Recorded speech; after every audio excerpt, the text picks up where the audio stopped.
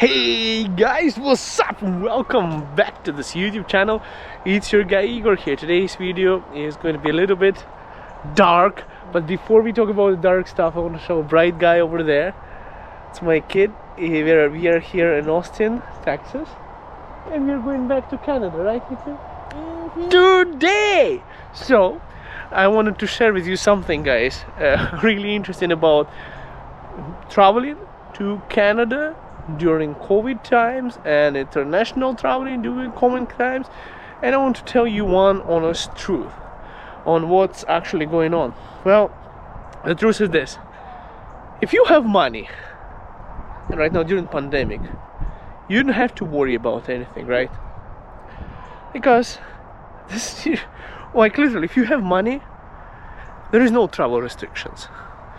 But if you don't, that's when the things get real. So we just did our COVID testing. Still waiting for the results. So fingers crossed, guys. Actually, I had my phone vibrating just recently. 9:05. I don't know. I don't think it's you. Somewhere, somebody called me. Still waiting for the test results. So to come to US, you have to do the antigen, which is like $30 a person, quite cheap. But to go back to Canada, welcome to Canada. We just had to do a couple of tests, one for each person, and each test is $260 to $59 US, which is about 300 Canadian. So in order for us to come back to Canada, roughly, let's say, $1,000, guys. $1,000 to go back to our home country. So unless, it's kind of ridiculous, guys, in terms of if you are Canadian citizen and you want to go home, you can go home until you get your COVID testing. So you need money in order to go back to your home country, which is ridiculous thing, guys. One of the most craziest things that I have ever heard. But at the same time, if you have that $1,000 to spend, well, then there is no problem, because it's like $300 per person. That's why I'm saying, guys, this international travel and everything in this COVID it's meant for middle class to stay home. It's meant for people who don't have enough money to stay home. But if you are a really rich person, if you're a politician, right? So they're saying airlines are not supposed to be letting you board the airplane unless you have a negative result, right? So they went into a gray zone, airlines. But God's sake, if you can afford a chartered plane and you can just fly yourself to Canada, you probably don't even need all of those results, because you can just charter yourself into Canada. So that's what I'm trying to say, guys. If you have a lot of money, then there is no problem with traveling anywhere. And honestly, guys, it's a big business. It's a rip-off machine, this entire COVID situation, guys. And I'm speaking as a person who is vaccinated 2 times and I'm still going for a booster shot. And with this entire unicorn variant, and there will be dozen more variants coming out, which is more mild, according to the research and according to what I see on the internet, and people are speaking on TV and people are speaking in person. Because I'm not a doctor, and don't quote me on that, it's less dangerous, it's more contagious, but it's like a flu. It's like a mild version of COVID. It's not even like proper COVID. So that's the craziest thing. People are saying it's going to actually replace the previous one. But all that panic created by traditional media, like staying here in the US, I realize that people here don't care that much. People don't wear masks. People don't care about this COVID situation, right, as much. I went to Florida. It was even crazier than here in Texas. In Austin, like less people than here were wearing masks. Like literally nobody cares about social distancing or mask whatsoever in Florida. A few people, 1 out of 100 probably, would wear a mask, but others just living normal life. It's just kind of interesting and eye-opening experience for myself to be there. Meanwhile, in Ontario, you get like Ford, and what's his name, Rob Ford, whatever his name is, this chubby guy like myself standing there, two people behind him, and declaring another state of emergency, and the doctors and everyone is ringing the bell and panic and everything.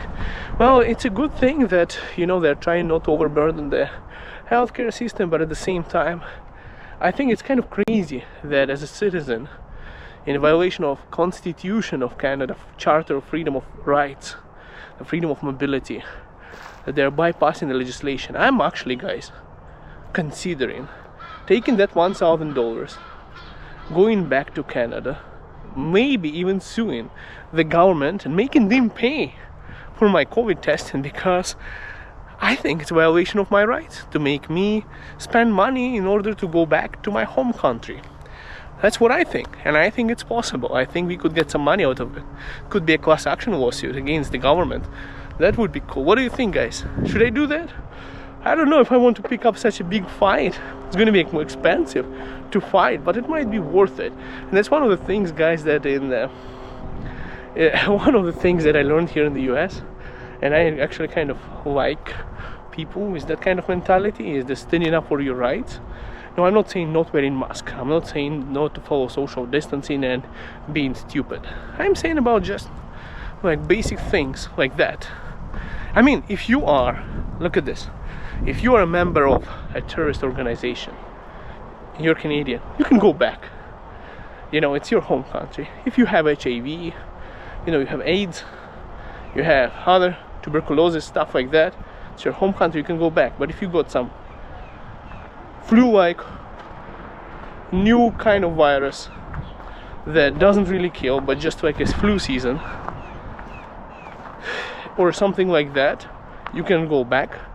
But if you want to go back, you just need to spend money, and if you have money, you don't have any restrictions for traveling, because you can just afford, like, oh my, you have to stay out of Canada for another 2 weeks. I'm just going to stay in another hotel for another 2 weeks, extend my vacation, because, you know, that person is rich. But if you're not rich and you have to go to your work and you're losing your vacation and your paychecks and everything, and the most cruel thing that I've seen the government of Canada actually did was right in December, right before everyone's vacation starts, they said don't go, stay home. But you're not going to get your refund from the airlines, from the hotels.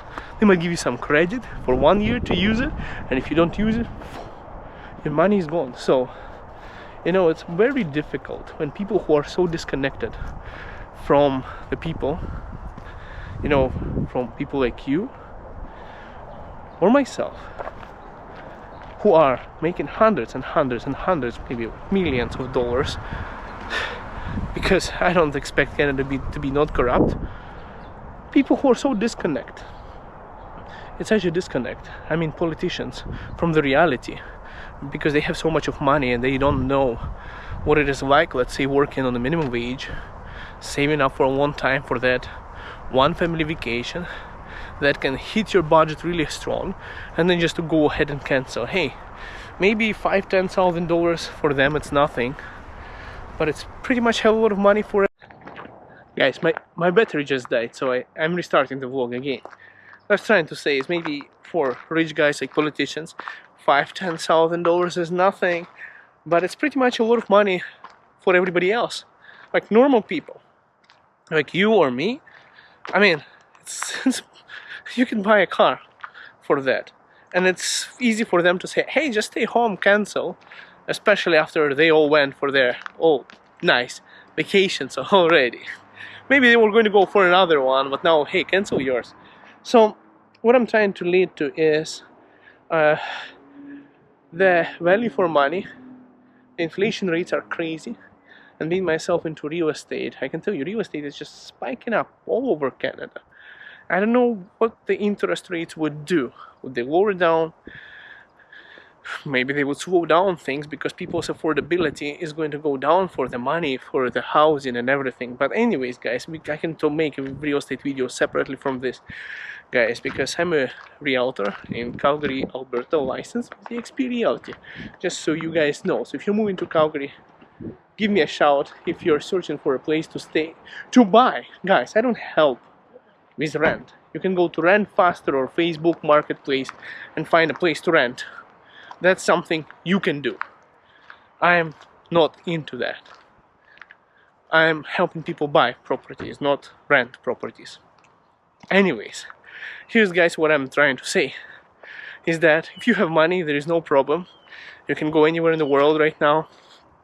If you can afford those so-called restrictions, because they're only there, you know, to prevent you from traveling if you don't want to spend extra money, because, you know, if you are going to travel, chances are you have to spend a fortune. It's just like my traveling here. This is the experience for me right now, because like, what the hell, coming back to your home country? Anyways, that's what I'm saying. And if you are doing immigration and you are doing your permanent residency, green card, I mean, to the United States, but green card in the United States is another ridiculous story. I don't need to cover into this video. It's a 15 or 20 year story. But if you're doing your PR, going for citizenship, guys, coming to study in Canada, waiting for your paperwork, guys, I wish you all the best. Stay strong, just don't give up. I hope everything is going to be better very soon, because it's just a matter of time on how much BS people are willing to take. At some point it's just going to happen like in the United States, in those states where I visited, especially like Florida, where people are just going to say, I don't care, and you know, whatever it is. And if that happens, then there will be no control over people, and the government would have to change, because otherwise they're not going to win elections and they're going to just boot it out from their seats. That's what's going to end up happening, probably, if they just keep on doing this. You know, one time when you're doing a panic, okay, 1 time, 2 times, 3 times, 4 times, 5 times, when it comes to 6 times, you know, yet screaming wolves, people are going to stop believing that. And eventually the government would have to adapt and ease down the restrictions and this money looting business machine, on where, you know, like, if you got COVID in Canada, you're not going to get booted out from Canada, right, to another country. Like, stay there, why are you here? But it's there already in Canada, the COVID situation. But if you're out of Canada and you're Canadian, oh, guys, I really feel that they have to do something in terms of affordability, so that more people can afford travel, and things, processing times and things have to be more straight, and definitely not in violation of Charter of Freedoms and Rights and the Constitution of Canada. That's one thing. And guys, I want to know, what do you think? Should we sue the government? I'm kind of worried about it. I think it's going to be a lot of money. I don't feel like doing it, but should we do that? Let me know in the comments down below, guys. And we'll see you in the next video. Bye for now. Would be cool if they paid for the testing.